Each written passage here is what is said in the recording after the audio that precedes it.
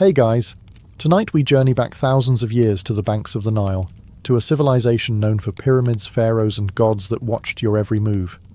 But behind the gold masks and grand temples lies a much harsher reality. Today we're asking, what would really happen if you lived just one day in ancient Egypt? Because let me tell you, the sun isn't the only thing that will roast you alive. So before you get comfortable, take a moment to like the video and subscribe, but only if you genuinely enjoy what I do here, and let me know in the comments where you're tuning in from and what time it is for you. It's always fascinating to see who's joining us from around the world. Now, dim the lights, maybe turn on a fan for that soft background hum, and let's ease into tonight's journey together. Welcome to ancient Egypt, land of pyramids, gods, and relentless ultraviolet violence. Before you even open your eyes, the sun is already blasting through your reed hut, like it's auditioning for the role of unforgiving sky god.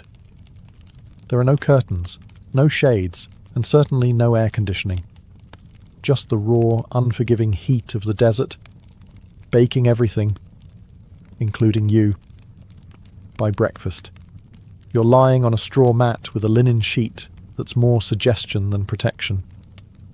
The Nile breeze you were promised in all those travel documentaries? Yeah, it's gone. Probably died sometime around 2800 BC.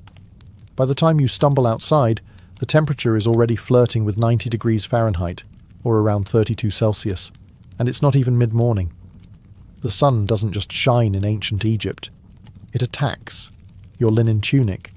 Useless. It's like wearing tissue paper in a sauna. And don't even think about sunscreen. There's no aloe vera, no SPF 50, not even a floppy hat with a logo from a beach resort. Ancient Egyptians did have protective oils, but unless you're wealthy or work in a temple, you're not getting any of it. Your best option? Smear yourself with mud or crocodile dung, which apparently might keep you from turning into a human torch. Emphasis on might. By midday, the stones under your feet are hot enough to cook lentils. Shade is a luxury. Trees are rare. You might get a little relief hiding behind a mud brick wall, but even that wall is sweating by now. You, on the other hand, look like someone threw you into a clay oven and forgot to set a timer. And you better not complain. Ra, the sun god, is watching. And in ancient Egypt, the sun wasn't just weather, it was divine authority. The hotter the day, the more powerful Ra was feeling. So basically, if you're melting, it's a spiritual compliment. In short, surviving one day in ancient Egypt requires hydration, humility, and an ironclad tolerance for feeling like a roast chicken. And this is just the morning. You're finally out of bed, or rather, off your scratchy straw mat. And the good news is, the Nile is just a short walk away. The bad news? You can already smell it before you see it. Yes, the mighty Nile, the life-giver of ancient Egypt, revered as sacred, the reason civilization here even exists. But let's be honest, it also smells like a fish market had a bad breakup with a swamp. The banks are buzzing with flies, frogs, and things that probably shouldn't have legs but do. Still, this is where you bathe. Soap hasn't been invented yet, and even if it had, you couldn't afford it. Instead, you lather yourself in the freshest cleansing technology of the day, sand. That's right, exfoliation the Egyptian way. Just rub yourself down with coarse grains and call it skincare. It's like nature's sandpaper, but less effective. Washing clothes, also done in the Nile. And by washing, we mean pounding them against rocks, while praying that a crocodile doesn't mistake your laundry for a tasty midday snack. Oh, and just to make things more fun, let's not forget the occasional sewage runoff from upstream. Remember, people, livestock, and the occasional funeral boat all share this river. And yet, somehow, this is considered clean.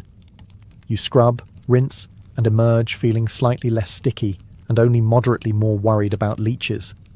If you're a city dweller in Memphis or Thebes, you might be lucky enough to use a public basin or cistern. But for everyone else, it's Nile or nothing, and don't expect privacy. This is a public bathing space, shared by families, neighbours, livestock, and the odd ibis pecking around your ankles like it pays rent. Water jars are filled and balanced on heads, carried back to your mud brick house before the midday heat turns the clay into toast. It's a daily ritual, spiritual, necessary, and slightly traumatic. So yes, the Nile is sacred. It feeds you, cleans you, and quenches your thirst. But let's not pretend it's a sparkling oasis. In reality, it's part miracle, part biohazard, and all you've got. By now you've bathed in the crocodile-infested Nile, you've sandpapered yourself semi-clean, and your body feels like a baked fig. Time for breakfast, the most important and least glamorous meal of your ancient Egyptian day. Let's set expectations. There are no eggs Benedict, no fruit bowls, and absolutely no iced lattes. Breakfast in ancient Egypt is less of a culinary event and more of a tactical refueling operation. You sit on a low stool, if you have one, or just squat in the corner like everyone else. The centerpiece of your meal? Bread. Lots of it. Dense, coarse, and often as chewy as a leather sandal. It's made from emmer wheat or barley and baked in clay ovens that may or may not be shared by the local rats. And don't be surprised if there's sand in your slice. Not as a topping, just an uninvited ingredient from the grinding stones. A daily dose of minerals, you could say. Then comes the beer. But don't get excited. This isn't crisp, bubbly craft ale. This is thick, cloudy, lukewarm, liquid bread. More porridge than pint. It's packed with calories and vaguely fermented. A medieval smoothie with the faint taste of sour cereal and survival. Even children drink it. Not to be edgy, but because it's safer than water. At least the brewing process boils out the parasites, unlike the Nile, which we just discussed is basically a petri dish. If you're lucky, and we mean very lucky, you might get an onion or a few dried dates to go with your carbon foam combo. Protein? Only if someone caught a fish and didn't immediately eat it raw. And as you chew your rock-like loaf and sip your grain sludge, flies buzz around you like it's a buffet. Because it is. For them. You swat at them with one hand, hold your cup with the other, and try not to think too hard about the fact that this is likely the best meal you'll have today. Breakfast in ancient Egypt isn't about flavour. It's about function. It fuels your body just enough to survive until the next time someone hands you another sand-infused brick of bread. Bon appétit. You've had your gritty bread, your chunky beer, and just enough rest to call yourself functional. Now it's time to work. And trust me, ancient Egyptian labour makes modern burnout look like a spa day. Unless you're a scribe, priest, or royalty, which, let's be honest, you're not. Your job is pure muscle and dust. No air-conditioned cubicle. No coffee breaks.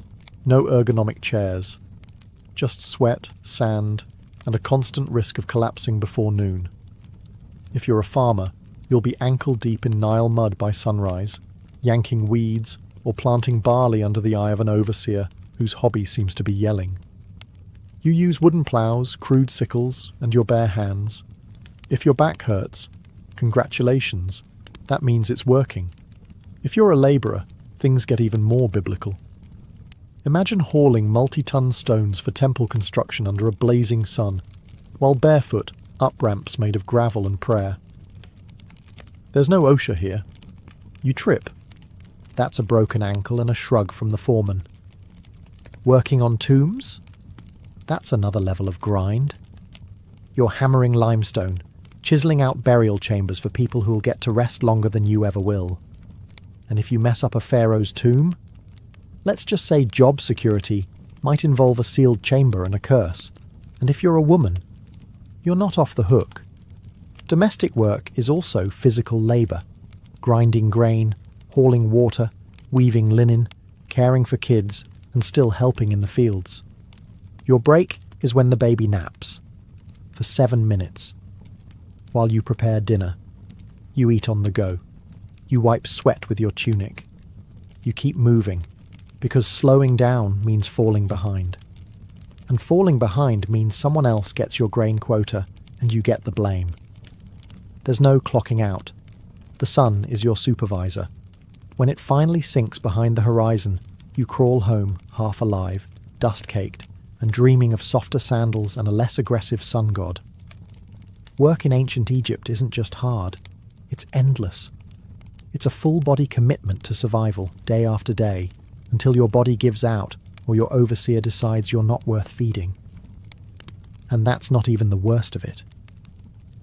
After sweating your soul out in the fields or quarry, you might be tempted to grumble. Maybe something small. A little, "this job stinks," or "why am I doing this again?" Stop. Right there. Because in ancient Egypt, complaining isn't just frowned upon. It's potentially treason. Why? Because your boss isn't just a ruler. He's a literal god. The pharaoh isn't some guy who got elected or born into a lucky family. He's the human embodiment of Horus, son of Ra, chosen by the heavens to rule over Egypt and keep Ma'at, divine cosmic order, intact. In other words, if the river floods well this year, thank the pharaoh. If it doesn't, well, maybe you didn't pray hard enough. Questioning his authority isn't just rude, it's blasphemy. Speaking ill of him could land you a date with a whip, a set of shackles, or an early trip to the underworld with none of your favourite burial goods. You see his face everywhere, on statues, temple walls, coins, even bread moulds. His name is chanted in rituals. His image is painted larger than everyone else's in every mural. That's not artistic exaggeration. That's law. And don't expect to ever see him. If you're a commoner, the closest you'll get is watching a golden bark float by during a religious festival. Blink, and he's gone. Back to a palace you'll never enter, surrounded by officials, guards, scribes, and enough gold to finance a small civilization. Which, fun fact, he basically does. If you're lucky enough to work on a royal project, say, a tomb, a temple, or a statue the size of a mountain, you serve with divine joy. At least, that's what the state says. You say it too, because pretending you're honoured to carve stone for 14 hours a day is safer than the alternative. And don't even think about rebellion. Pharaohs crush uprisings faster than you can say, dynasty. Just ask the last village that tried to withhold taxes. Oh wait, you can't. It no longer exists. So yes, the pharaoh is divine. And you're just lucky to be allowed to sweat in his name. Now get back to work. If you thought surviving under the sun was hard, just wait until you realize that in ancient Egypt, sand is your roommate, co-worker, seasoning, and mortal enemy. It's everywhere. In your clothes, in your bed, in your food. There is no escaping it. You could be working, praying, sleeping, or minding your own business in the market. And suddenly, a gust of hot wind sweeps by and turns your face into a grainy exfoliation experiment you didn't ask for. Let's start with the clothes. You wear linen. It's light, breathable, and about as effective at keeping sand out as a screen door is at holding back soup. It slides down your tunic, clings to your skin, and somehow finds its way into places you didn't know had creases. Eating? Good luck. Every loaf of bread is basically a sand trap. Since flour was ground between stone slabs, little bits of grit made their way into the dough. Egyptians didn't just eat their wheat. They ate their millstones too. It's why ancient dental remains are often worn flat like river rocks. Imagine chewing your breakfast while also filing your molars. Daily. And if you thought your house was a sand-free zone, think again. Your mud brick home has gaps, crevices, and windows with no glass. Perfect portals for wind-blown sand. Your floors are covered. Your cooking pots are full. Your bed is basically a sandpit disguised as furniture. Shoes? Optional at best. Most Egyptians walked barefoot, meaning you're always one step away from turning your feet into battered leather sandals. If you do have footwear, it's usually a basic pair of sandals made from reeds. Fashionable? Perhaps. Protective? Not remotely. Then there are sandstorms. Egypt's version of a slap from the gods. Sudden, swirling, blinding. One moment you're talking to a friend, the next you're spitting dust and feeling like someone dumped an entire beach into your eye sockets. Visibility drops to zero, and everyone around you turns into vaguely coughing silhouettes. In short, sand is the roommate who never leaves, the spice in every meal, and the silent enemy of your eyes, lungs, and dignity. It's not just the backdrop of your life, it's part of your body now. And no, you can't wash it off. You already tried. In the Nile, which is probably full of more sand. In ancient Egypt, religion isn't just a weekend activity. It's the operating system for everything. Your job, your diet, your hygiene routine, your bedtime rituals, all dictated by gods who seem to have very specific opinions. First, understand this. The gods are everywhere. Your town has temples to a dozen different deities, each responsible for some vital function. There's Ra, who pilots the sun across the sky like it's a divine Uber. Thoth, the ibis-headed god of wisdom, is in charge of scribes and moon calendars. Sobek, part crocodile, part nightmare fuel, guards the Nile. And Bastet, the cat goddess, basically runs public relations. Forget personal freedom. Your daily routine revolves around pleasing them. Wake up, thank Ra, spill some beer, apologize to Hathor, stub your toe, curse quietly, or risk attracting a spirit with a grudge. Before meals, you offer a bit of food to the gods. Before bed, you pray that Set, god of chaos, doesn't toss your house into existential disarray overnight. Even funerals are multi-day affairs where the deceased must pass tests, avoid demons, and prove they were morally decent, or risk eternal erasure. Speaking of the afterlife, ancient Egyptians took it very seriously. You don't just die and move on. You must pass a judgment process involving your heart being weighed against a feather of truth. If your heart's heavier, because of lies, cruelty, or maybe stealing someone's goat, you're eaten by Amit, a creature with the head of a crocodile, the body of a lion, and the legs of your worst nightmare. So yes, even in death, you're still on probation.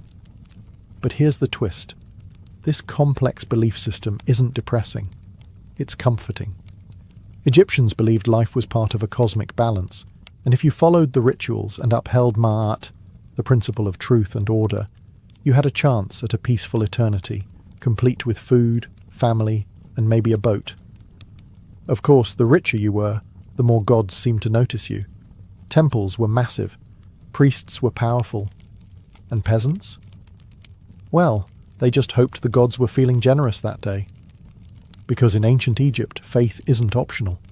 It's your job description, your insurance plan, and your travel itinerary for the next life. So, you've stepped on something sharp, got bit by something weird, or caught something contagious, which in ancient Egypt is basically Tuesday. Time to seek medical care. Just don't expect a waiting room or a sterile environment. You're about to be healed with a combination of spells, herbs, and sheer optimism. First, you'll be taken to a doctor. And to be fair, they were some of the most advanced in the ancient world. They had surgical tools, medical texts, and a decent understanding of anatomy. But here's the catch. Science in ancient Egypt always came with a heavy dose of magic. You're given a poultice made of honey, mouldy bread, and crushed herbs. Honey actually is antibacterial, and mould has early penicillin properties. So it works? Sort of.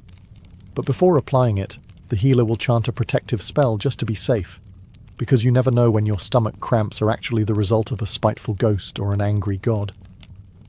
Have a headache? You might get a dose of crushed onions rubbed into your scalp while someone recites a hymn to Thoth. Got a cough? Let's smear cow dung mixed with dates on your chest and see what happens.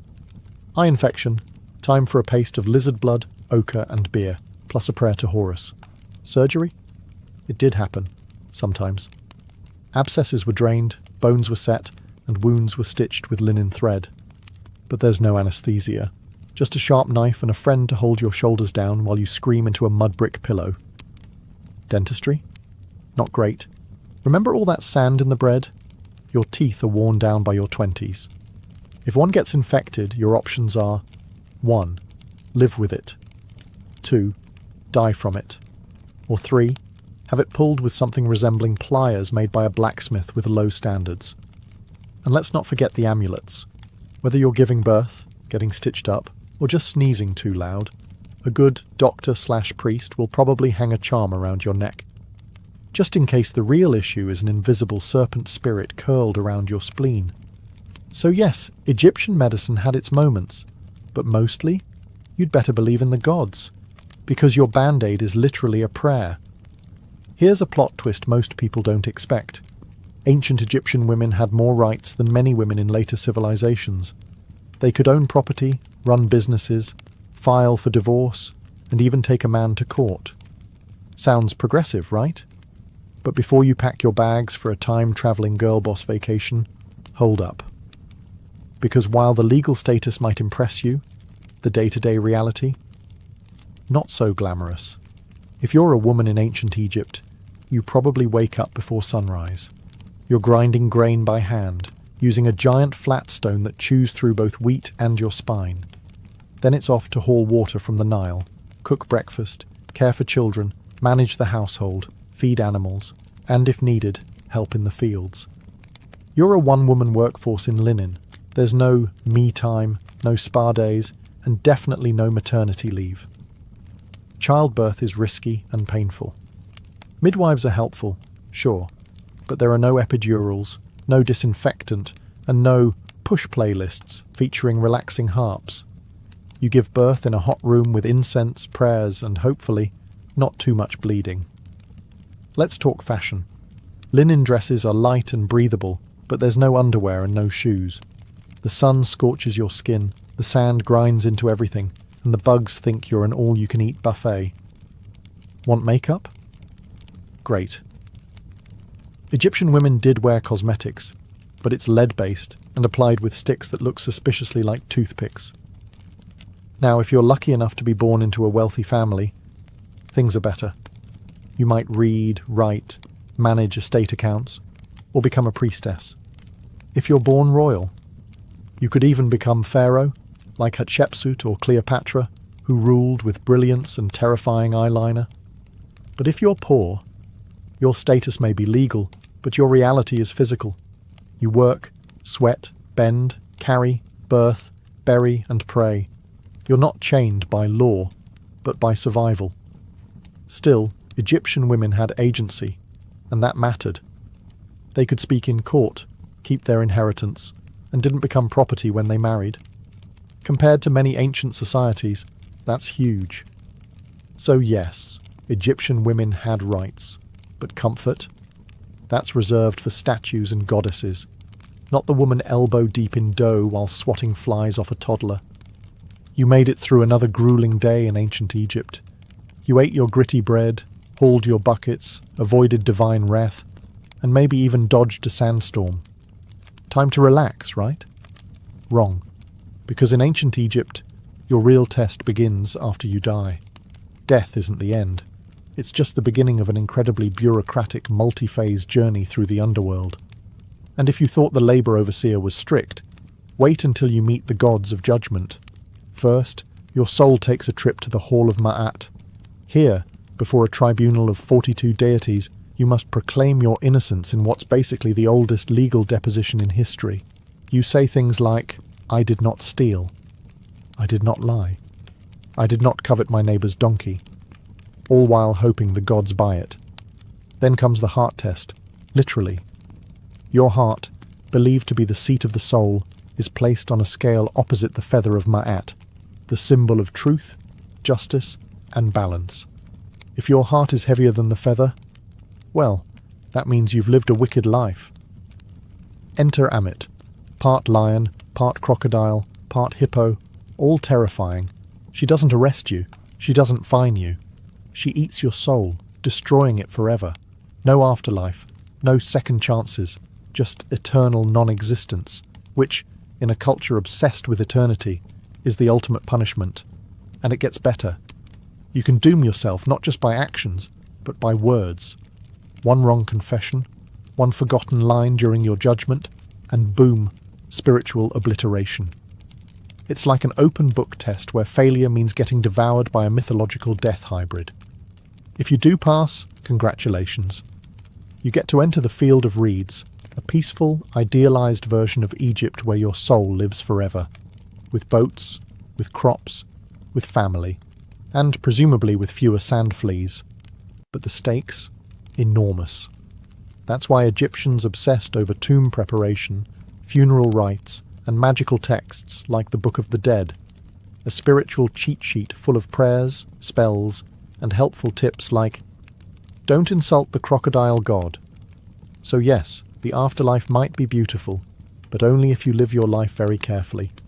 One curse word, one unpaid temple tax, and your next stop is lunch for Amit. Sleep tight. If there's one small mercy in ancient Egypt, it's this: linen. Blessed, breathable linen. Your entire wardrobe, and everyone else's, is made from this plant-based fabric. It's light, cool, and lets your skin breathe in the scorching heat. That's the good news. The bad news? That's pretty much where the comfort ends. Whether you're a farmer, builder, priest, or vendor, you're wearing the same outfit every day. For men, a short white kilt or loincloth. For women, a straight, sleeveless linen dress, sometimes held up by straps, sometimes not. If you're upper class, you might have pleats or beads or fancy patterns. If you're not, it's plain white or slightly greyish, depending on how long it's been since laundry day. Oh, and laundry day? You're hand-scrubbing your clothes in the Nile while hoping a hippo doesn't emerge mid-rinse. Underwear? Optional. Footwear? Also optional. Most people go barefoot. Sandals made from woven reeds or leather are reserved for special occasions or temple priests. So unless you're royalty, expect to spend your days with hot sand between your toes and possibly a sharp rock in your heel. Accessories? Absolutely, but mostly functional. Amulets for protection, necklaces to show status, and eye makeup made from powdered coal, which wasn't just for fashion. It helped reduce glare from the sun and supposedly warded off infections. Yes, even eyeliner had a job in ancient Egypt. But no matter how well you dress, the bugs don't care. Flies, gnats, mosquitoes, they treat your airy outfit as an invitation. You're walking through the day swatting constantly, rubbing on perfumed oils, and praying that your linen doesn't stick to you like a wet curtain the moment the sun reaches full strength. And of course your outfit doesn't change with the seasons, because Egypt doesn't really have seasons, just hot and slightly less hot. So your linen ensemble is basically your year-round uniform, whether it's 110 degrees or a chilly 70-degree evening. So yes, Egyptian clothing was light, elegant, and far more comfortable than what Romans would wear later. But don't let the breezy outfits fool you, because no matter how floaty your tunic feels, your life is still heavy with labour, heat, sand, and bugs that refuse to respect your personal space. You've survived another blistering Egyptian day, hauling bricks, dodging sandstorms, and praying your linen doesn't disintegrate mid-task. But in ancient Egypt, survival is always temporary, because no matter how tough you are, you probably won't live past 35.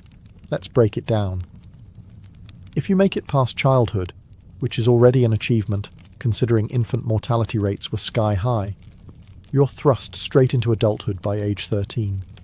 Marriage, work, and child-rearing all start early, because honestly, you're running out of time.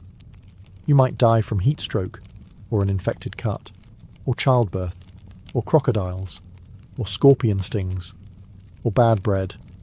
And forget antibiotics. If you get a fever, the best treatment is honey, herbs, and hoping the gods don't have other plans for your soul. But here's the twist. Egyptians weren't scared of death. They planned for it. In fact, they planned for it better than most people plan for retirement today. If you're rich, you commission a tomb, the ancient version of a 5-star eternity suite. You start saving up grave goods, jewellery, food offerings, perfumes, statues, even tiny servant dolls called shabtais to do your chores in the afterlife. Think of them as spiritual interns who work while you nap forever. Your body is embalmed, wrapped in linen, stuffed with natron, natural salt, and tucked neatly into a painted sarcophagus. You're buried with a copy of the Book of the Dead, which is less about doom and more like a mystical travel guide, complete with passwords for the afterlife, spells to confuse demons, and instructions for not getting eaten by soul-devouring monsters. If you're poor, well, your tomb is likely a shallow pit in the sand. Your body is wrapped in whatever fabric your family can spare, maybe a pot or two placed nearby, and then covered with earth. No murals, no golden mask, just you and the wind. But even the poorest Egyptians held on to the dream of the afterlife, a peaceful, fertile paradise called the Field of Reeds, where you farm without sweat, eat without hunger, and sail the Nile forever under gentle sunlight. So yes, you'll probably die young in ancient Egypt. But if you lived well, prayed right, and didn't insult too many jackal-headed gods, you just might spend eternity in style. You've finally made it to the afterlife. Or at least, into the tomb. You've been embalmed, wrapped, blessed, and buried. Time to rest in peace, right? Well, not exactly. Because in ancient Egypt, even the dead get robbed. Let's start with a simple truth. Tombs are full of expensive stuff. Gold amulets, jewellery, perfumed oils, carved statues, chests full of linens, and, for pharaohs, literal boatloads of treasure. All intended to be taken into the afterlife. But treasure in a tomb is basically an open invitation for someone with a chisel and bad intentions. Tomb robbery was so common that it became a full-time problem. Pharaohs tried to fight it by hiding their tombs deep in cliffs, locking them behind trapdoors, and scrawling terrifying curses on the walls. Things like, "May a crocodile devour your soul," or "May your limbs be twisted forever by a serpent made of fire." Spoiler, the curses didn't work. Grave robbers came anyway, at night in secret, with inside knowledge. Sometimes they were locals, sometimes they were corrupt workers who helped build the tombs. In some cases, even priests and guards were in on it. And the punishment for getting caught? Severe. Think public beatings, mutilation, exile, or death. But considering how valuable tomb goods were, especially gold and rare incense, the risk often seemed worth it. After all, the dead don't fight back. But it's not just the wealthy who got robbed. Even commoners' graves were disturbed. Poorer Egyptians might have been buried with a small pot of beer or a loaf of bread for the afterlife. That was still worth stealing. Food was scarce, tools were valuable, and linen was currency. The irony? Tomb robbing wasn't just about greed. Sometimes it was about survival. Egypt went through famines, political collapse, and invasions. A hungry worker might break into a tomb not for treasure, but for food. And when your children are starving, a few funeral offerings look less like sacred objects and more like dinner. So in ancient Egypt, you're not safe just because you're dead. Your tomb can be looted, your name erased, and your mummy unwrapped by some desperate soul with a pickaxe and poor moral judgment. Rest in peace, only if no one knows where you're buried. We've all seen them, those majestic, mysterious carvings on the walls of temples and tombs. Birds, eyes, snakes, lotus flowers, men walking sideways like they're on a fashion runway. Ancient Egyptian hieroglyphs, visually stunning and insanely difficult to learn. Sure, they look cool, but try reading them. Hieroglyphs weren't just decorative art. They were a full-blown writing system with over 700 characters, and growing. Some symbols represent entire words, others are sounds, and many are determinatives, which clarify meaning. Because, writing the word star with an actual star symbol might be too straightforward. And don't expect spaces or punctuation. Ancient Egyptian writing was basically one long, beautiful riddle, with artistic flair, 0 vowels, and a deep need for context. Oh, and it can be written left to right to left, or top to bottom, depending on what the scribe felt like that day. The trick? Look at which way the birds or people are facing. That's your reading direction. If they're facing right, read right. Facing left, read left. And if they're upside down, good luck. Learning to write hieroglyphs wasn't for commoners. Literacy was rare. Maybe 1% of the population could actually read and write. If you wanted in, you had to become a scribe, which meant years of intense education, starting as a child. You'd memorize hundreds of symbols, copy endless scrolls, and practice so much that your hand probably curled into a claw by age 15. But the payoff? Huge. Scribes were respected, well-fed, and never made to haul bricks under the sun. Instead, they wrote tax records, court documents, letters, and religious texts. They were essential to society and protected from most manual labour. In a world where writing was power, scribes ruled quietly from the shadows. For the rest of the population, though, writing was something magical, literally. Hieroglyphs were believed to have sacred power. Writing someone's name preserved their soul. Erasing it, total spiritual annihilation. So yeah, spelling really mattered.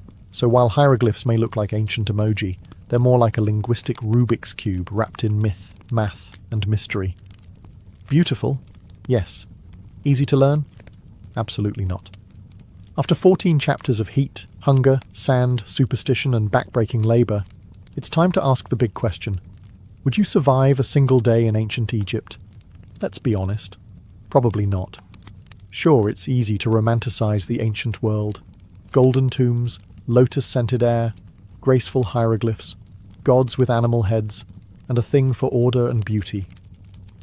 But behind the iconic monuments and stunning art was a world of brutal realities that spared no one but the elite.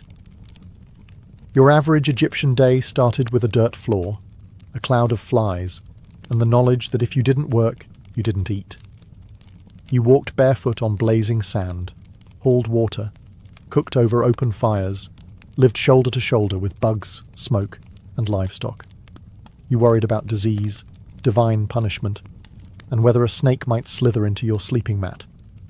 You had no toothpaste, no medicine, no retirement plan. And if you were lucky, maybe 2 changes of linen. You served a god-king who could take your land with a decree, a climate that cooked your skin by noon, and a religion that required you to pass a literal divine test after death just to get into the good version of the afterlife. Let's also not forget the things you didn't have. No antibiotics, no sunscreen, no privacy, no plumbing, no painkillers, and no easy escape. Once you were born into your class, that was it. No promotions, no career changes, no finding yourself. You were either a scribe, a farmer, a labourer, a mother, a servant, or dead. And yet, for all this, the ancient Egyptians weren't miserable. They believed deeply in their gods, their purpose, and the beauty of life. They loved music, dance, food, family, and festivals. They joked, they painted. They imagined eternity with enough clarity to build stone monuments that still stand today. But for a modern person, without your air conditioning, your filtered water, your Advil, your sneakers, and your smartphone, you'd fold before the second sandstorm hit. So no, you wouldn't last a day in ancient Egypt. But that's okay, because they lasted thousands of years. And maybe, just maybe, that's why we still talk about them.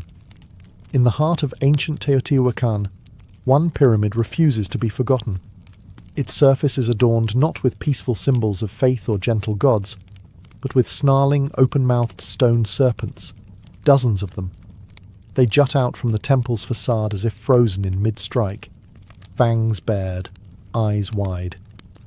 This is the temple of the feathered serpent, known to many as the Temple of Quetzalcoatl.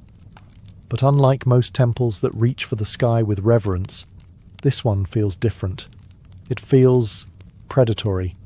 From the moment you approach it, there's an eerie sense that you're being watched. The stone serpent heads aren't mere decoration. They were warnings, symbols of divine wrath. And beneath their gaze, something horrific once unfolded. Excavations over the past few decades have revealed something that archaeologists didn't expect. Hidden beneath the temple's base were not just ceremonial offerings, but something far more disturbing, human remains. And not a handful. Over 200 bodies, many of them decapitated, hands bound behind their backs. Young men, warriors perhaps, buried in groups, ritual sacrifices arranged with mathematical precision. Some were buried with obsidian knives at their sides, others with necklaces made of human teeth, or jewellery crafted from jawbones. They weren't simply thrown into the ground, they were deliberately placed in positions of symbolic significance. It's clear, this was no mass grave. It was a message, a divine transaction carved into stone and sealed with blood. But what kind of belief system justifies such horror? Who demanded so many lives be taken, at once? The Temple of the Feathered Serpent wasn't just a religious building. It was a theatre of power, a place where rulers fused cosmology, warfare, and fear to maintain control over a city of more than 100,000 souls. And this ritual bloodletting may have been the cost of keeping the cosmos in balance. As you stand before this temple today, gazing at those stone serpents, you're not just looking at art or architecture. You're looking into the eyes of a civilization that believed the gods needed blood, and that they had every right to deliver it. But who were these people?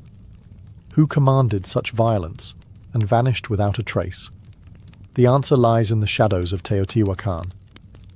Before the mighty Aztec Empire, before the Maya carved their cosmic calendar into stone, there stood a city unlike any other in the ancient Americas, Teotihuacan. Its name, given by the later Aztecs, means the place where gods were born.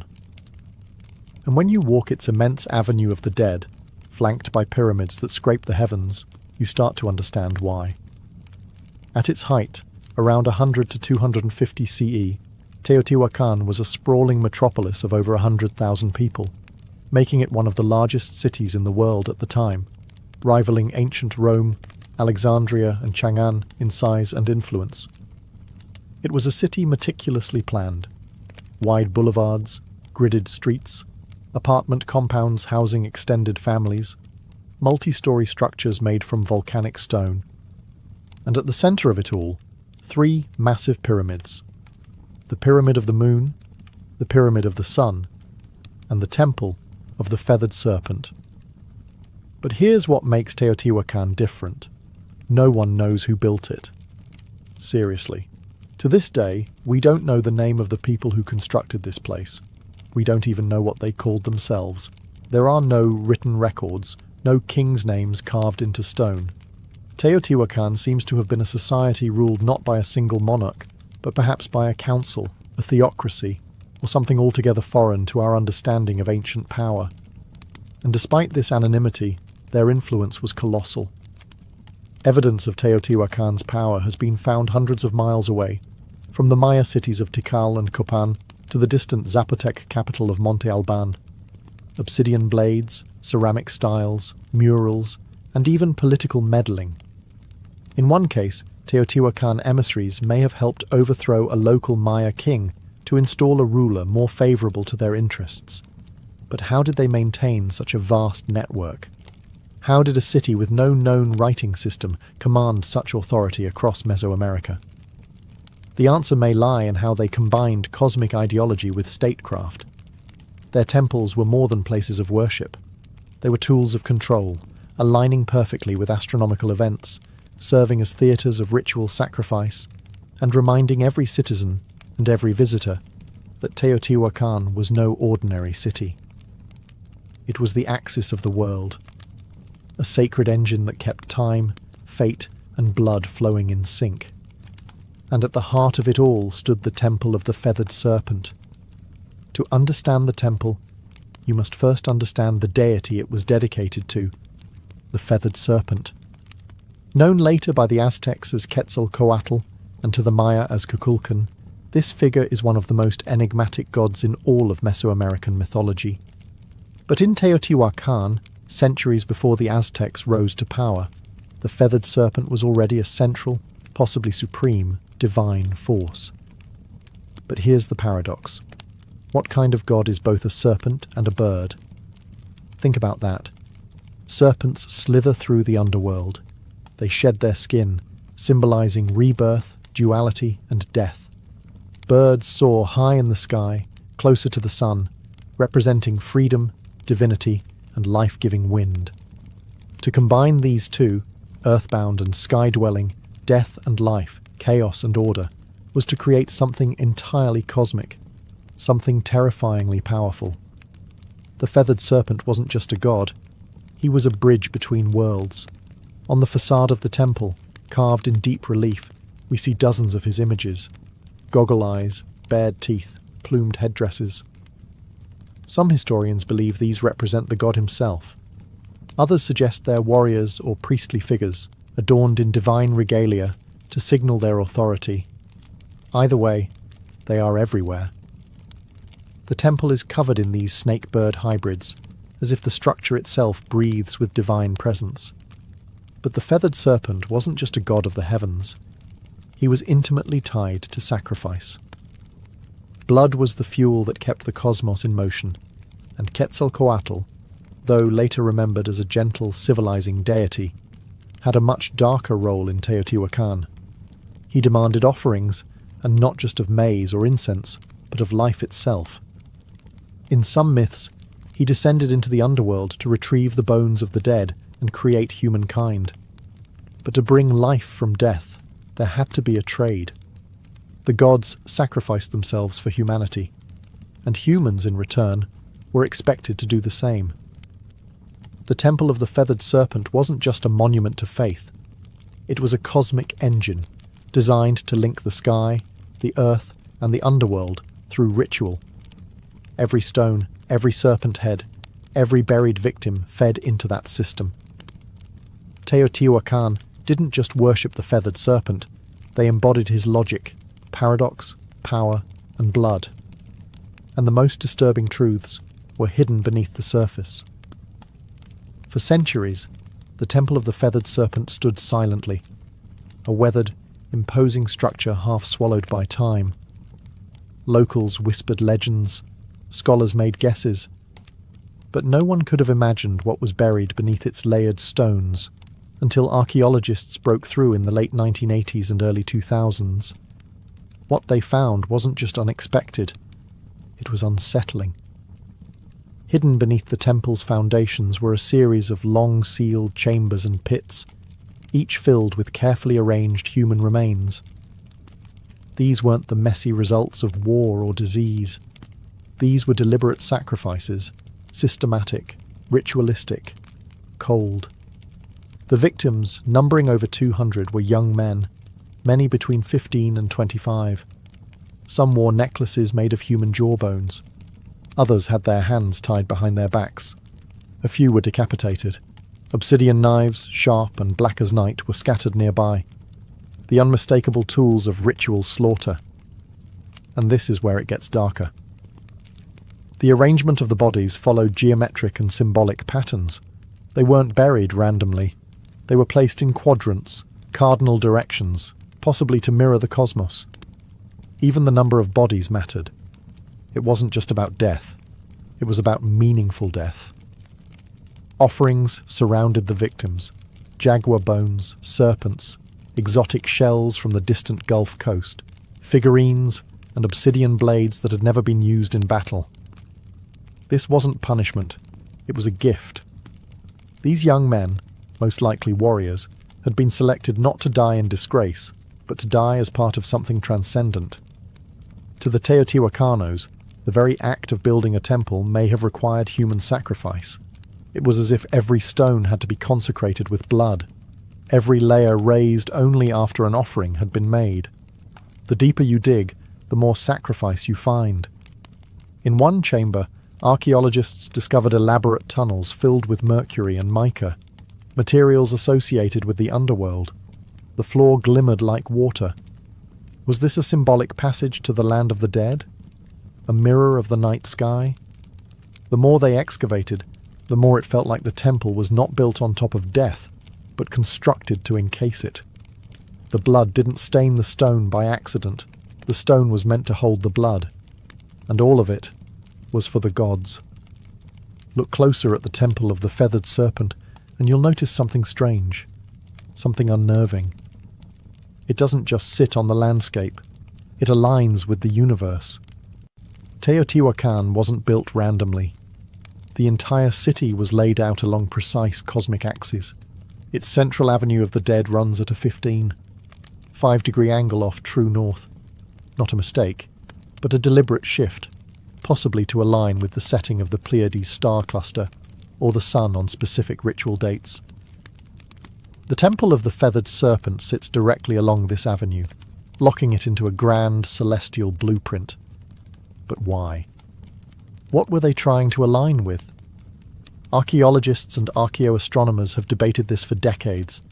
Some suggest the temple lines up with the equinox sunrise. Others argue it connects to Venus, the planet most sacred to Mesoamerican civilizations, often associated with war, sacrifice, and rebirth.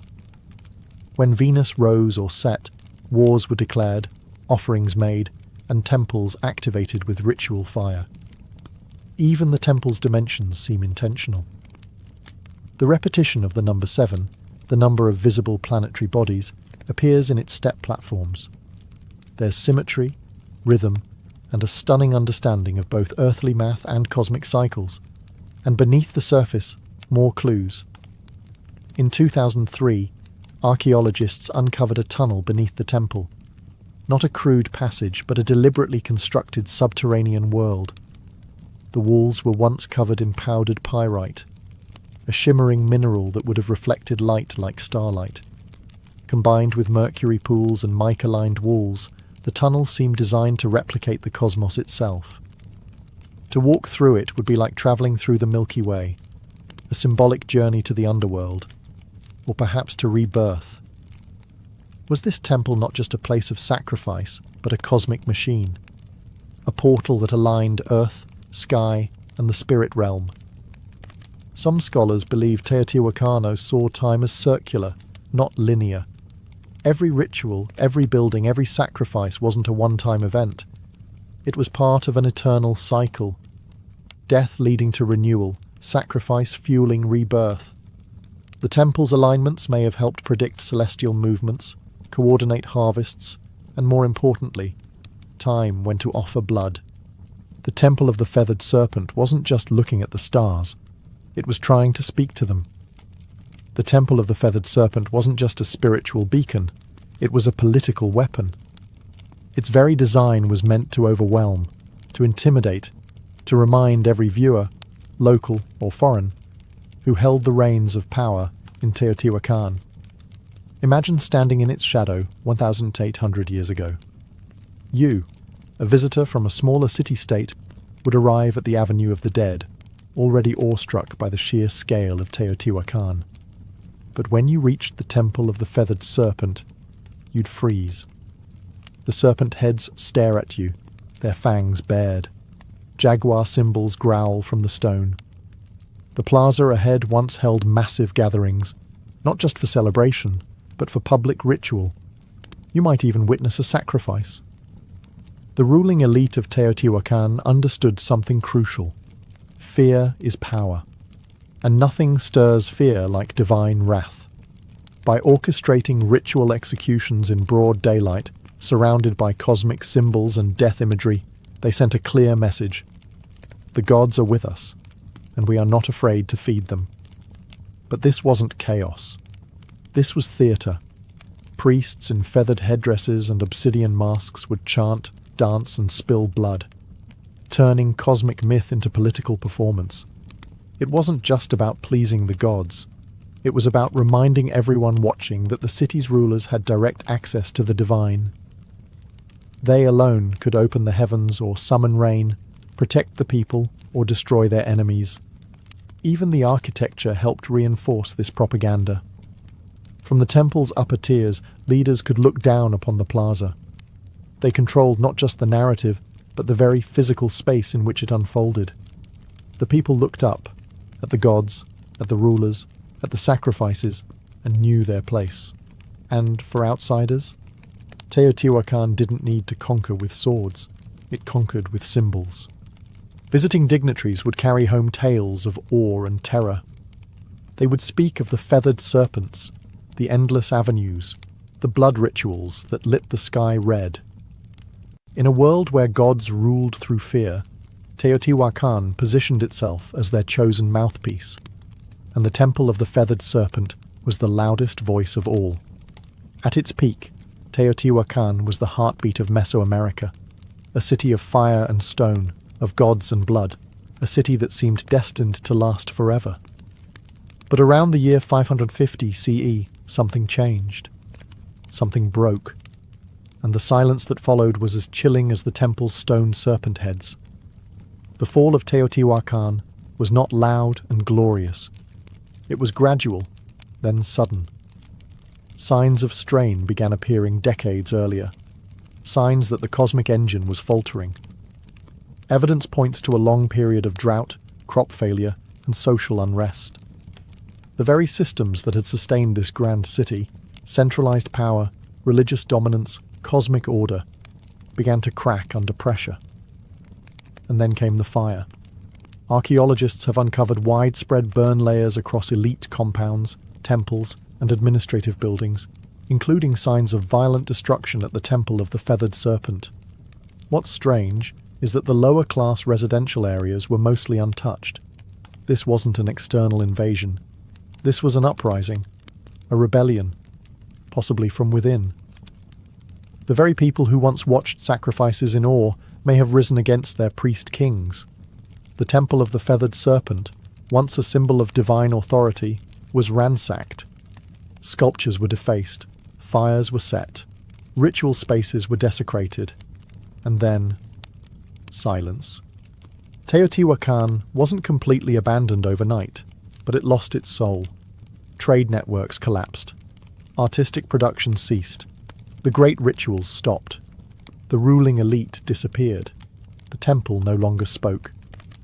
And yet, the mystery only deepened. Because while the city faded, its memory endured. Centuries later, the Aztecs arrived in the Valley of Mexico and stumbled upon its ruins. They were awestruck. They believed gods had built this place. They named it Teotihuacan, the place where gods were born. They built their own myths around its pyramids, revering it as sacred ground, even as they had no idea who its original builders were. To them, the Temple of the Feathered Serpent was not a ruin. It was a relic of divine truth. But the irony remains. The most powerful city of its time, built on cosmic order and blood, vanished without a written word, without a final record, leaving behind only stone and questions. The gods, it seemed, had gone quiet. For over 1,000 years, the Temple of the Feathered Serpent lay buried beneath layers of dust, volcanic ash, and silence. Locals avoided it. Farmers tilled around it, and the world forgot it. Until the modern age of archaeology arrived, and cracked open the secrets buried within its heart. In the early 20th century, Mexican archaeologists began excavating Teotihuacan. What they found was astonishing, a perfectly engineered city far older than the Aztecs. But it wasn't until the 1980s and 2000s that the temple itself began to yield its most intimate and most chilling revelations. One of the most dramatic discoveries came in 2011, when researchers uncovered a sealed tunnel beneath the Temple of the Feathered Serpent. It had been deliberately closed off nearly 1,800 years earlier, as if to prevent anyone from entering ever again.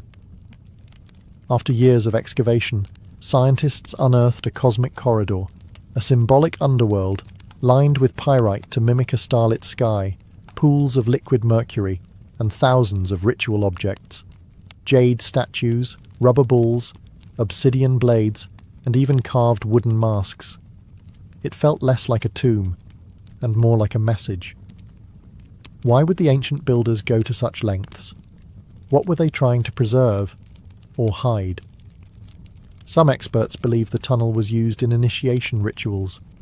Others suggest it symbolized the creation of the world, a mythological womb where gods were born, where kings were made, where divine order was negotiated between humans and the cosmos. The mercury, once thought to be only toxic, may have represented water, or the fluid veil between worlds. And among all these glittering fragments was one persistent whisper. The feathered serpent still lingered, not just as a myth, but as a presence, in murals, in carvings, in the geometry of the temple itself. The serpent hadn't disappeared. It had coiled inward, deep into the bones of the city, waiting to be rediscovered.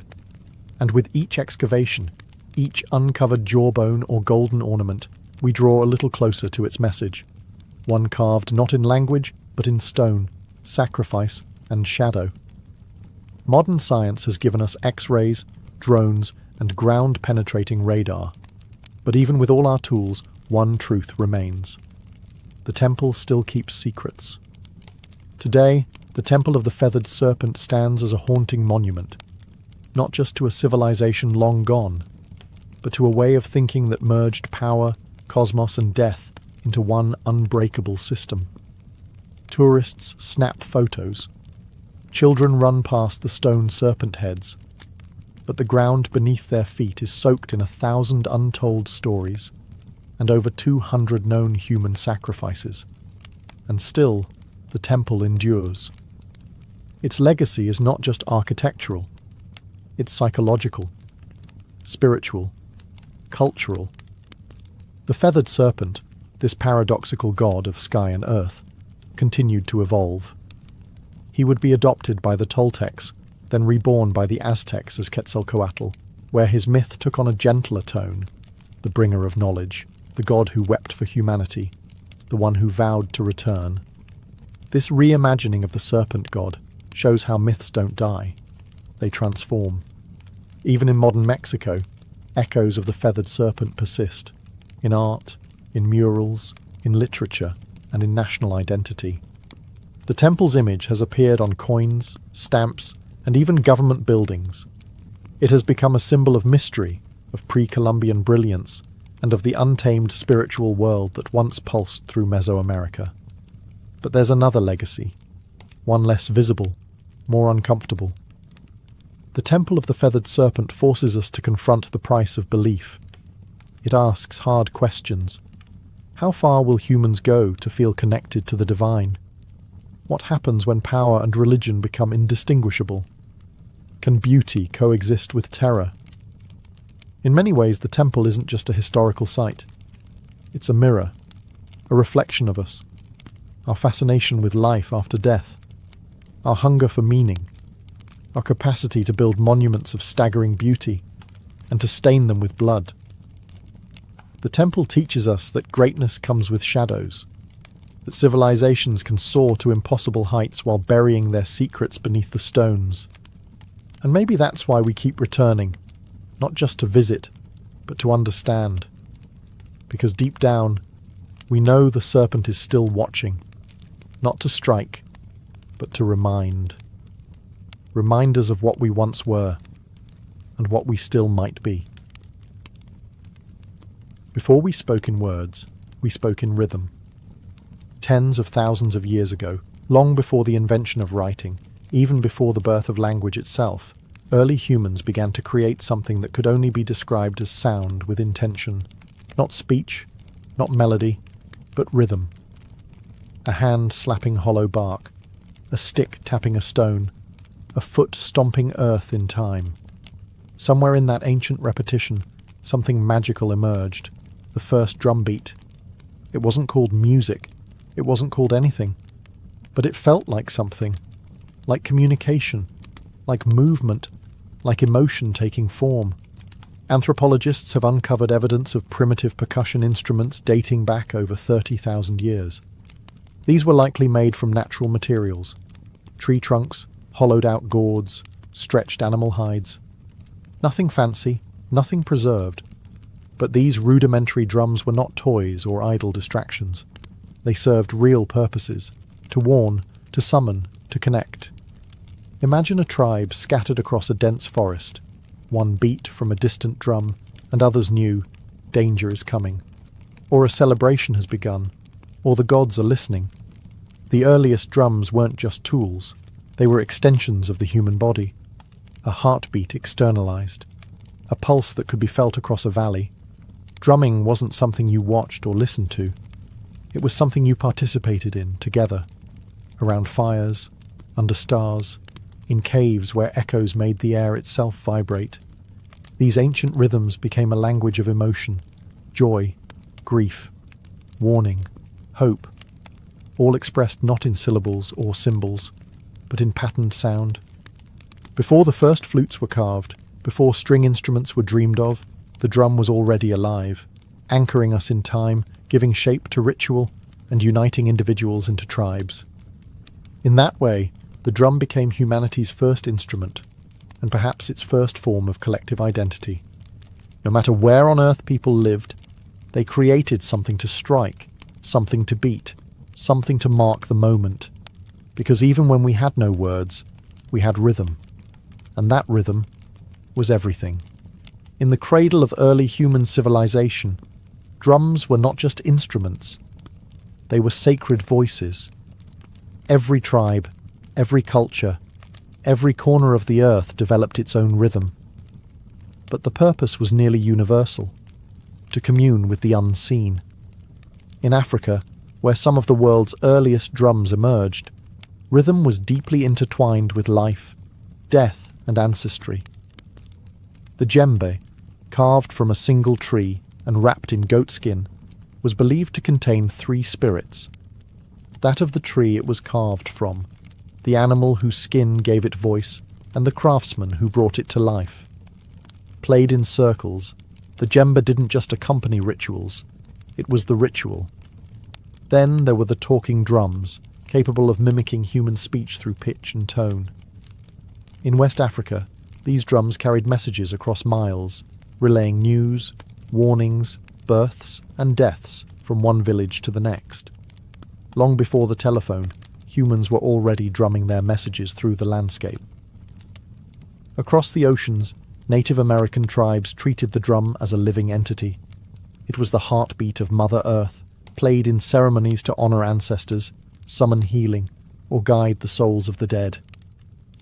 The large powwow drum, played by a circle of drummers, was both a musical and spiritual engine, a communal pulse that aligned humans with nature and spirit. In Australia, the Aboriginal people used clapsticks and percussive stomps in the sacred dreamtime, a mythic era of creation. In the Arctic, Inuit shamans struck frame drums to enter trance states, seeking visions or communicating with spirits during long, dark winters. These weren't performances. These were acts of survival, healing, storytelling, and connection. To drum was to remember. To drum was to belong. And always, it was communal. Drums brought people together into sacred circles, synchronizing hearts and intentions. No sheet music, no stage, just bodies moving, hands striking, souls stirring, all unified by rhythm. It didn't matter where on earth you stood. If you heard a drum in the distance, you knew. Something sacred was happening. Something that words alone could never express. From sacred circles to bloody battlefields, the drum has always spoken. Sometimes with comfort, and sometimes with command. As human societies evolved into kingdoms and empires, drums transformed into tools of domination, instruments of order, and weapons of fear. The earliest armies didn't have radios or megaphones. They had drums. In ancient China, massive drums called bo were struck to coordinate troops across vast terrains. With a single resonant boom, commanders could signal a charge, retreat, or flanking maneuver. These drums weren't just loud, they were strategic. Each rhythm meant something specific, and trained soldiers knew how to listen, even through the chaos of battle. In Mesopotamia, temple drums were used to announce rulers and summon the public. But in times of conflict, they echoed through city walls, terrifying enemies with a deep, relentless thunder. It wasn't just percussion, it was psychological warfare. When the Romans marched, they brought with them the tympanum, a frame drum used in processions and by cults like that of Cybele. Though not a battlefield instrument in the way horns and standards were, it carried symbolic power, a sound of empire, discipline, and order. But no army wielded drums quite like the Ottomans. Their meta bands, the world's first known military orchestras, unleashed an overwhelming storm of drums, cymbals, and horns before battles. The relentless pounding of curse, giant kettle drums, and davil, double-headed bass drums, struck terror into the hearts of enemy forces. Some European accounts describe soldiers freezing in panic before even seeing the Ottomans, paralysed by sound. Drums also enforced power off the battlefield. In royal courts across Asia, Africa, and Europe, drum ensembles announced arrivals, marked coronations, and underscored political rituals. To beat a drum was to declare, power is present. Even enslaved people in the Americas used drums as tools of resistance. On plantations, rhythmic communication kept culture alive and helped orchestrate secret rebellions. The drum, even under oppression, refused to be silenced. So whether it signaled divine right, military discipline, or raw fear, the drum has always carried a message. This is who rules. This is who marches, and this is the rhythm of power. As civilizations branched out across continents, so too did their rhythms, evolving in form, purpose, and philosophy. In the East, drums became tools of precision, spirituality, and ceremony. In the West, they leaned into military power and eventually orchestral grandeur. Two worlds, two paths, one heartbeat. In India, the drum became a sacred instrument of divine language. The tabla, with its crisp tones and fluid grace, was used in classical music and devotional performances, but it was more than accompaniment. It was conversation. Each stroke had a name, a meaning, a syllabic identity. Indian drumming wasn't just percussive. It was spoken poetry, trained over decades. The tabla player was not just a musician, he was a linguist of rhythm. In Japan, the taiko drum emerged as a ceremonial giant. Played in Shinto rituals, theatre and war, taiko required not just technical skill, but physical discipline. The drummers moved with martial precision, their stances grounded like warriors. In festivals, the booming taiko echoed through mountain valleys, believed to drive away evil spirits and call the gods down to earth. Meanwhile, in Indonesia, the kendang drum led the hypnotic flows of gamelan orchestras, guiding dancers and musicians in sacred temple ceremonies. These rhythms were layered, interlocked, and celestial, a sonic reflection of cosmic harmony. Across the world, in Europe, drums had a different story. They were largely utilitarian during the medieval period, signalling soldiers, marking time, enforcing discipline. It wasn't until the Renaissance and Baroque eras that drums began to enter formal music. Even then, they were kept in the background, timpani thundering beneath royal fanfare or echoing in grand cathedrals. In this divergence, you see two philosophies. The East saw rhythm as art and spirit, something tied to breath, chant, and meditation. The West saw it as structure and force, a tool to rally, march, and measure. But both understood the drum's core power, to shape time, to dictate pace, to elevate ritual, to connect humans in ways that transcend language. East or West, sacred or strategic, the drum remained central. Always listening, always speaking. From mountaintop temples to jungle clearings, from desert fires to candlelit cathedrals, drums have always had a place where the human meets the divine. Long before organized religion took root, rhythm was already a sacred language, a way to pray, to summon, to transcend. In Africa, drums were not just instruments, they were spiritual beings. In Yoruba traditions, for example, the bata drum was used to communicate with the orishas, gods and ancestral spirits. Drummers weren't performers, they were priests. The rhythms they played were encoded prayers, inviting the gods to descend and dance among the living. Each pattern had a purpose, each beat a direction. In Hinduism, the drum appears even in the hands of gods. The deity Shiva, in his form as Nataraja, dances the cosmic dance of creation and destruction with a small hourglass-shaped drum in hand, the damaru. Its beat represents the pulse of the universe itself. From silence to sound, from void to form, the drum is a divine heartbeat. In Buddhism, The ritual frame drum is used in monastic chants and meditation ceremonies. Its slow, soft strikes guide breath and awareness, acting like a metronome for the soul. It's not loud. It's not aggressive. It simply reminds the practitioner to return, again and again, to the present moment. Across the Americas, indigenous tribes use drums in vision quests, sweat lodges, and healing ceremonies.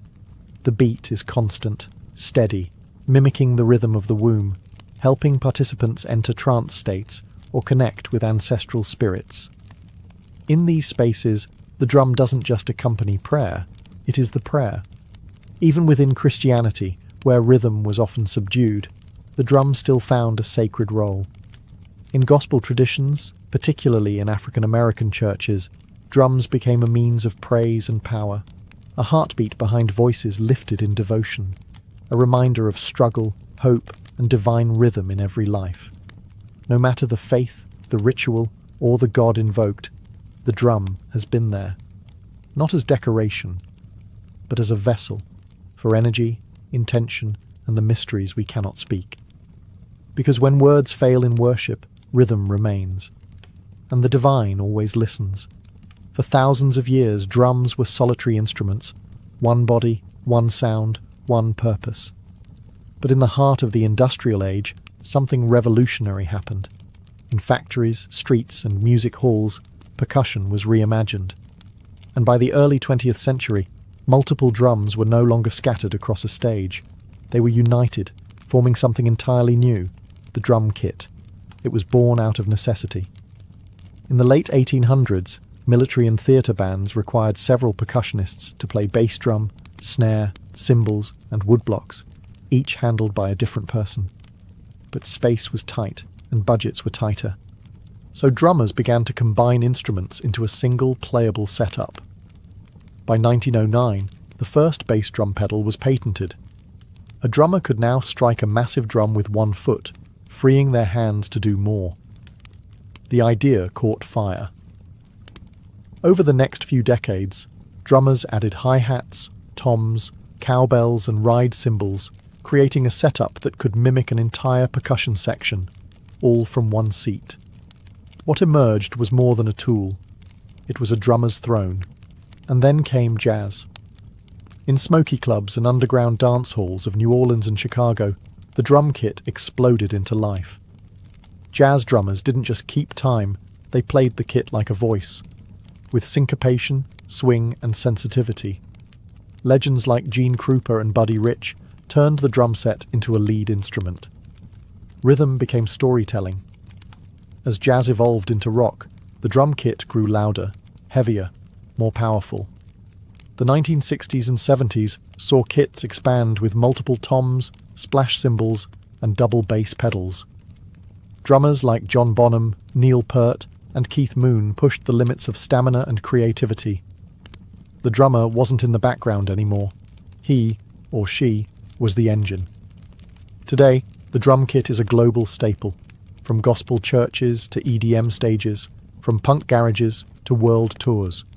And even as digital kits and drum machines rise, the physicality of a live drum kit, the sticks, the skins, the sweat, remains irreplaceable. It's a symbol of modern rhythm, a fusion of centuries, where tradition meets innovation, and where one drummer can speak with 10 voices at once. The world beats in thousands of dialects, and so do its drums. From continent to continent, culture to culture, the drum has taken countless forms, each carrying a distinct identity, sound, and purpose. These aren't just instruments. They're cultural signatures, crafted from local materials, shaped by local hands, and steeped in the rhythms of everyday life. In West Africa, the djembe remains a heartbeat of community gatherings. It speaks in sharp slaps and deep bass tones, designed for storytelling and spontaneous conversation. Next to it, the dundun provides the foundational pulse, a rhythmic anchor around which others can dance. In Africa, a drum ensemble isn't just music. It's a conversation between spirits, ancestors, and the living. In the Middle East, the darbuka, a goblet-shaped drum made from clay or metal, delivers crisp, fast-paced rhythms essential to belly dancing and classical Arabic music. Its voice is sharp and articulate, demanding precision from its player and movement from its listeners. Across the Caribbean and Latin America, drums tell a different story, one born from resilience and fusion. The conga, bongo, and timbales reflect the blend of African, indigenous, and Spanish influences. In Cuba, the sacred bata drums are used in Santeria rituals, each drum speaking a divine language tied to the orishas. In Brazil, the thunder of surdo and cuica drive samba parades through the streets, infusing joy into protest, prayer, and carnival. In India, the mridangam and tabla dominate South and North Indian classical music, respectively. These drums are so precise, they are tuned to pitch, blurring the line between rhythm and melody. Each finger movement matters, each stroke carries centuries of tradition. Then there's the frame drum, one of the oldest in human history, appearing in everything from Persian daf to Irish bodhran, from shamanic tools to folk ensembles. Played with fingertips, mallets, or brushes, it's proof that even simplicity can be sacred. What unites them all? Purpose. Whether guiding dance, healing, ritual, or revolution, each drum reflects the soul of its people. Their rhythms carry geography, history, and identity. The global drum family isn't just diverse, it's universal, because no matter where you go, the earth still echoes with rhythm. As the 20th century drew to a close, the sound of drums began to change, not in rhythm, but in texture. The physical gave way to the programmable. The sweaty palms, the wooden sticks, the calloused fingertips, all began to share space with circuits, pads, and software. The age of digital drums had arrived.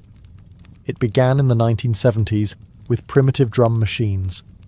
Early devices like the Rhythmicon and Roland CR78 that used analog circuits to simulate basic beats. At first, they sounded robotic, even awkward. But musicians saw something else: consistency, control, and endless possibility. Then came a revolution. In 1980, Roland released the TR-808, a drum machine so iconic its deep booming kick and crisp snare would go on to define entire genres. Hip-hop, techno, electro, and trap were all born in part from its synthetic pulse. It was no longer about mimicking acoustic drums, it was about creating new sounds entirely. As digital audio progressed, so did the tools. Electronic drum kits like the Roland Fee drums allowed drummers to play naturally while triggering thousands of sampled or synthesized tones. Artists could now rehearse silently, record without microphones, and switch drum kits with the press of a button. And with computers came digital audio workstations, DAWs, like Ableton, FL Studio, and Logic. Now, anyone with a laptop could build complex rhythms, layering kicks, snares, hi-hats, and sub-bass into vast sonic architectures. Finger drumming on MIDI pads became an art form of its own. Some feared this shift meant the death of traditional drumming, a replacement of human feel with cold precision. But that didn't happen. Instead, hybridity emerged. Acoustic drummers began integrating triggers and samples into their kits. Producers started layering human-played drums with machine beats. The organic and the synthetic found a groove together. Digital drums didn't erase the past. They reimagined it. And today, we live in a world where a single person in a bedroom can build rhythms once requiring entire orchestras, where ancient grooves from Africa, Asia, and the Americas can be sampled, twisted, and given new life in neon-lit dance floors. The tools have changed, but the purpose remains the same: to move bodies, to shape time, to make silence speak. Across every era, every empire, and every evolution in technology, one thing has never changed. The drum remains our oldest and most enduring voice. From ancient fire circles to modern concert halls, from sacred rituals to digital dance floors, The drum has never been just about music. It's about connection, to ourselves, to each other, to something bigger. It is the heartbeat we all share. Not metaphorically, literally. Because even before we're born, nestled in the womb, the first rhythm we ever hear is that of our mother's heart. Steady, safe, alive. And when life begins, we chase that rhythm forever. The drum has been our companion through joy and war, through worship and protest. It has marched beside kings and risen with rebels. It has echoed through temples and subway tunnels. It speaks in every language, because it is a language. One that bypasses thought and speaks directly to the body, the bones, the blood. In moments of grief, we drum to mourn. In moments of ecstasy, we drum to celebrate. And in the quiet spaces in between, we drum to remember who we are. Today, percussion continues to evolve. You can find handpan street musicians weaving new age rhythms on city corners, indigenous communities preserving ancient drumming traditions against all odds, stadium drummers rallying crowds in unison, children banging pots and pans with instinctual joy. Even artificial intelligence is learning rhythm, but no algorithm can replicate the human soul behind a single imperfect beat. Because rhythm is not just counted, it's felt. And maybe that's why the drum has outlived empires and trends. Because deep down, we all crave the anchor of time, the shared pulse that tells us we are here, together now. No matter how advanced our instruments become, or how virtual our experiences grow, there will always be something profoundly grounding about skin on skin, stick on hide, hand on wood, a beat, a breath, a beginning. The drum is not a relic of the past.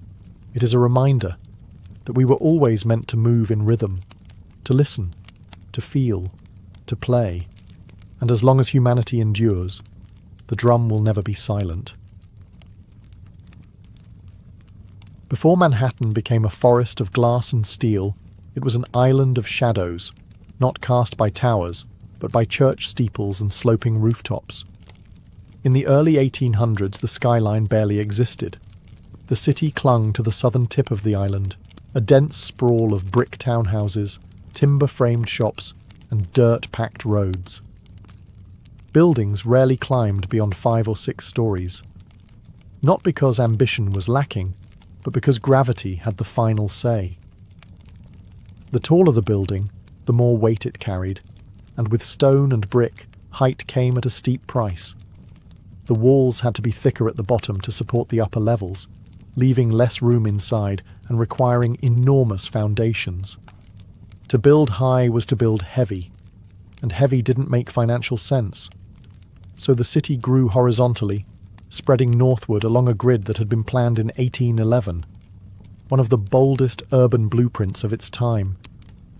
But underneath that grid, beneath the layers of cobblestone and soil, Manhattan held a secret weapon: bedrock. Deep, dense and unwavering, the granite spine that ran beneath the island would one day support some of the tallest structures in human history. But for now, it lay quiet, untouched, waiting. Life in early Manhattan was noisy but grounded. Commerce bustled in the harbour, ships lined the piers, and horses clattered through narrow streets. The economy grew, immigration surged, and the island swelled with energy.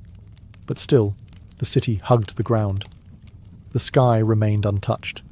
The only real vertical statements were churches, Trinity Church being the most prominent.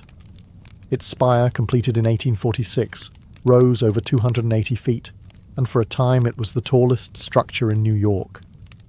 But even that was more symbol than skyline. What no one knew then was that the skyline's future wouldn't be shaped by stone or wood, but by iron, steel, and vision. And it wouldn't be limited by the ground. It would rise far above it. Manhattan wasn't yet a city of towers, but the stage was being set. The island was ready. The dream was forming.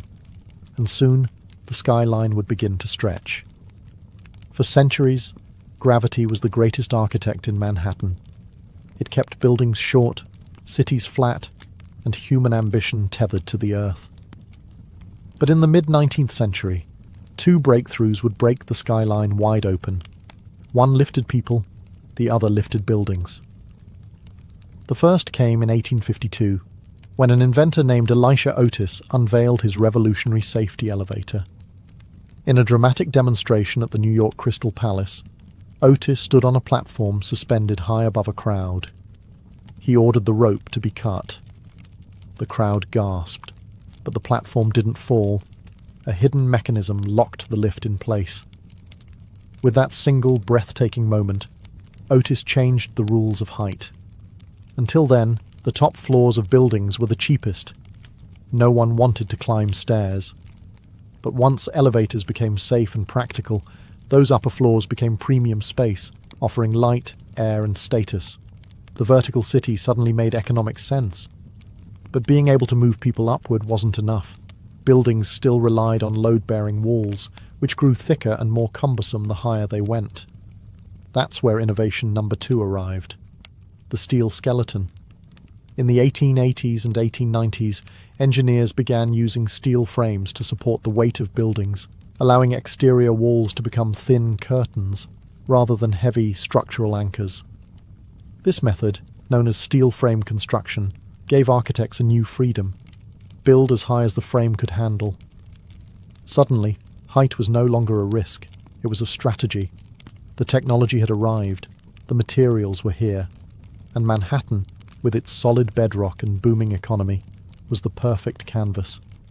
The island's tight geography encouraged vertical thinking, and its status as a financial capital meant that everyone, from banks to newspapers, wanted their name visible in the clouds. The elevator made the sky accessible. The steel skeleton made the sky buildable. Together, they didn't just change architecture, they redefined what a city could be. Now, the race would begin, not outward, upward. By the late 19th century, New York City was no longer content to sprawl. It wanted to soar. The ground was full, the streets were packed, and the only place left to build was up. With steel frame construction and the elevator now established, Manhattan became a proving ground, and the skyline, a battlefield for ambition. The first shots were fired in the 1890s. In 1890, the New York World Building, home to Joseph Pulitzer's newspaper empire, rose 20 stories above Park Row. It was the tallest office building in the world, briefly. Not to be outdone, the Park Row building claimed the title next in 1899, standing at 391 feet. Each new tower was a declaration, not just of wealth, but of vision. To build higher was to announce, "We are the future." Soon, the skyline began to sprout with steel giants. The Singer Building, completed in 1908, stood at 612 feet, becoming the tallest building in the world, and the first structure to surpass the height of the spire of Trinity Church, which had held the record for over 50 years. But even that wouldn't last. In 1913, the Woolworth Building took the crown. Designed by architect Cass Gilbert and funded in cash by retail magnate Frank W. Woolworth, it rose 792 feet, over 55 stories, in a soaring display of neo-Gothic beauty. Dubbed the Cathedral of Commerce, the Woolworth wasn't just tall, it was majestic, an architectural sermon about America's rise as a modern power. But this wasn't just architectural competition, it was branding warfare. Corporations and institutions vied for the tallest, most distinctive buildings, towers that would etch their names into the sky. Every new height was a headline, every silhouette a symbol. The skyscraper became the ultimate billboard, permanent, imposing, impossible to ignore. And beneath it all, the rhythm of progress beat relentlessly. Steam shovels dug foundations into granite. Riveters hammered steel day and night. Immigrants and ironworkers balanced on beams hundreds of feet in the air with no harnesses, only grit and resolve. The skyline was no longer theoretical. It was real, and it was rising. As the 1920s roared through Manhattan, the skyline began to dance. Not just climb. This was the era of Art Deco, a time when architecture wasn't only about height, but style. The Jazz Age poured elegance into steel and stone, and New York's buildings became icons of movement, light, and energy. The most dazzling of them all was the Chrysler Building. Completed in 1930, it stood 1,046 feet tall, briefly becoming the tallest building in the world. Commissioned by car magnate Walter Chrysler, the tower wasn't just a monument to corporate success. It was a symphony of design. Its stainless steel spire, built in secret and hoisted into place overnight, shimmered in the sun like a crown. Ornamental eagles, modelled after hood ornaments, jutted from the corners like guardians of the future. With its curves, chevrons, and machine-age detailing, the Chrysler Building didn't just scrape the sky, it seduced it. But the race wasn't over. Just a few blocks away, another titan was rising, the Empire State Building. Completed in 1931 during the depths of the Great Depression, it soared to 1,250 feet, stealing the title from Chrysler and holding it for nearly 40 years. Built in just 410 days, with thousands of workers labouring through wind, snow, and steel dust, the Empire State wasn't just a building, it was a message. New York endures. While much of the country struggled, Manhattan pushed upward, and its buildings mirrored the era's dual identity, elegant but aggressive, optimistic yet competitive. The Art Deco style captured the contradictions of the time, geometric but graceful, modern but steeped in myth. Towers weren't just functional, they were sculpted, glowing at night like beacons of possibility. And yet, beneath all that glitter, there was purpose. These skyscrapers were built by barons and moguls who wanted more than profit. They wanted legacy. A permanent place in the skyline, and in history. By the end of the 1930s, Manhattan's silhouette had taken shape. The city was no longer just a capital of finance. It was a cathedral of ambition, a skyline that didn't whisper progress, it shouted it. After World War II, Manhattan's skyline entered a new phase, one less ornamental, more corporate. The elegance of Art Deco gave way to glass, steel, and straight lines. America was now a global superpower, and New York was the front office of that empire. The skyline adapted accordingly, not with decorative spires, but with monuments of efficiency. In 1952, the United Nations headquarters rose on the East River, a bold, boxy glass tower flanked by low marble wings. It marked a shift in tone, global, diplomatic, futuristic. It wasn't just a building, it was an architectural statement about international order in the atomic age, and it set the tone for what would follow. Next came the Lever House in 1952, and the Seagram Building in 1958, both defining examples of the international style. These towers, with their curtain walls of reflective glass and steel frames, were minimalist by design, free of decoration, stripped of sentiment. They didn't look like cathedrals or castles. They looked like machines, precise, modern, and ruthlessly practical. The Seagram Building, designed by Ludwig Mies van der Rohe, was especially influential. Its bronze-tinted glass, uniform grid, and open plaza introduced a new kind of urban presence, not to impress with flourishes, but to project order, discipline, and power. This was corporate architecture at its peak, cold, beautiful, and authoritative. As businesses boomed, so did the skyline. Midtown became the hub for America's major corporations, banks, media companies, law firms. These new skyscrapers didn't compete for beauty. They competed for square footage, for location, and for presence on the horizon. Gone were the soaring spires and gargoyles. In their place stood mirrored monoliths, anonymous giants that reflected not just the clouds, but the ambitions of Wall Street. And yet, in their silence and simplicity, these towers spoke volumes. They told the story of a country obsessed with growth, precision, and modernity. They defined the corporate era, shaping the look and feel of cities across the globe. But even amid all this glass and steel, one thing remained true. The skyline was still a symbol. Only now it whispered power, rather than shouted beauty. By the late 1960s, New York was already a vertical masterpiece, but it still had room to dream bigger.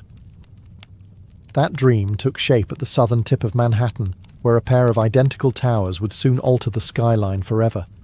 They were bold, controversial, and unlike anything the world had ever seen. They were the twin towers of the World Trade Center.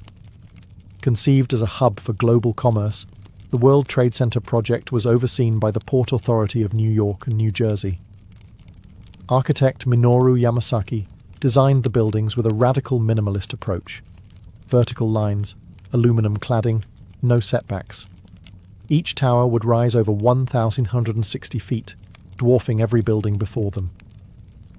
The ambition wasn't just architectural, it was ideological, a statement of global connectivity, a new temple for capitalism. Construction began in 1966. To make room, an entire neighborhood, Radio Row, was raised. The foundations required a revolutionary technique known as the slurry wall, allowing engineers to build deep into the soft riverbed while holding back the Hudson. It was one of the most challenging engineering feats of its time. When completed in 1973, the Twin Towers weren't universally loved. Some critics called them sterile or boxy. Others mourned the loss of the ornate towers of the past. But to many, the towers were pure presence, bold, confident, and commanding. They didn't dance with the sky like the Chrysler. They didn't taper like the Empire State. They stood firm, twin pillars of certainty and scale. More than just buildings, the World Trade Center became an international symbol of business, of unity, of American might. People came from around the world to visit the observation decks, to dine at windows on the world, or simply to stare up in awe from the plaza below. For nearly 3 decades, the Twin Towers dominated Lower Manhattan. They anchored the skyline, giving it symmetry and gravitas. And while other cities built taller structures, none carried the iconic weight of those 2 towers rising side by side. The skyline had changed once again. This time, not with ornament or artistry, but with monumental ambition. On the morning of September 11th, 2001, the Manhattan skyline changed forever, not by cranes or construction, but by violence and smoke. In less than 2 hours, the Twin Towers of the World Trade Center collapsed into dust, fire, and twisted steel. Thousands of lives were lost, and the 2 pillars that had once defined Lower Manhattan were gone. The attack wasn't just an assault on people or buildings. It was an assault on symbols, on what those towers stood for: commerce, modernity, freedom, ambition. For decades, the Twin Towers had defined the southern end of the island. Their clean, monolithic forms had become visual shorthand for New York itself. Now, that skyline was fractured. In the days and weeks that followed, Lower Manhattan became a wound, open, smouldering, raw. Where once there had been height and light, there was only absence. And that absence echoed. Photographs of the skyline looked hollow. The familiar silhouette was broken, and the space that had once pulsed with global energy became known as Ground Zero. For the first time in a century, Manhattan wasn't building up. It was mourning. The city grieved, but it also endured. Steelworkers, firefighters, police officers, and volunteers poured into the site, not to construct, but to recover. Rubble was cleared. Lives were honoured. Silence replaced the clang of iron. In a city always rushing forward, this was a forced pause. A long breath held in collective pain. But even in sorrow, New York did what it had always done. It looked up. Discussions about rebuilding were complicated, emotional, political. What should take the place of the towers? Should anything rise again? Could the skyline be restored without erasing the loss? For years, the hole in the ground remained, a reminder of what was and what was taken. It became sacred space. And yet, slowly, plans emerged. Designs were drafted, cranes returned, steel returned. Not to erase the tragedy, but to create something new beside it. But before anything was built, one truth stood clear. The skyline was no longer just a symbol of power or ambition. It had become a memorial, a silhouette shaped by both triumph and tragedy. And the story wasn't over. In the aftermath of devastation, a city known for speed, ambition, and movement paused. Not to surrender, but to reimagine. Rebuilding the Manhattan skyline after 9/11 wasn't just a matter of architecture, it was a matter of identity. What would rise in place of the Twin Towers? Could anything? The answers came slowly. In 2003, a design by architect Daniel Libeskind was selected for the new World Trade Center site.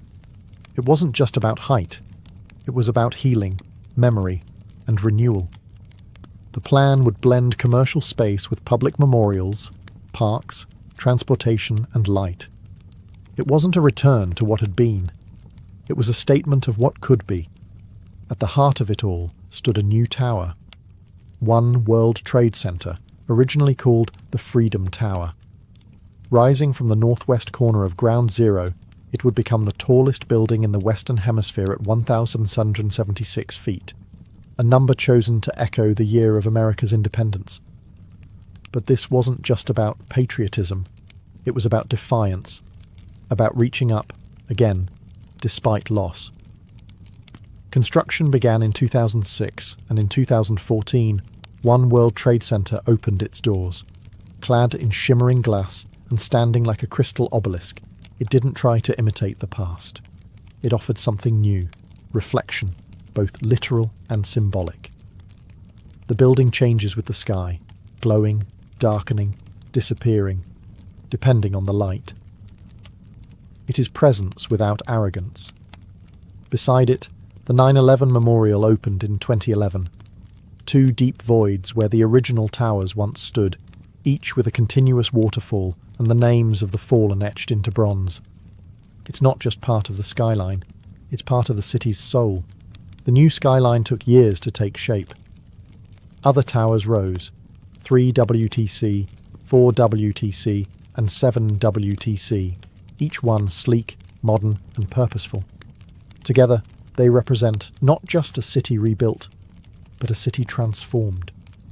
New York didn't just replace what was lost, it evolved.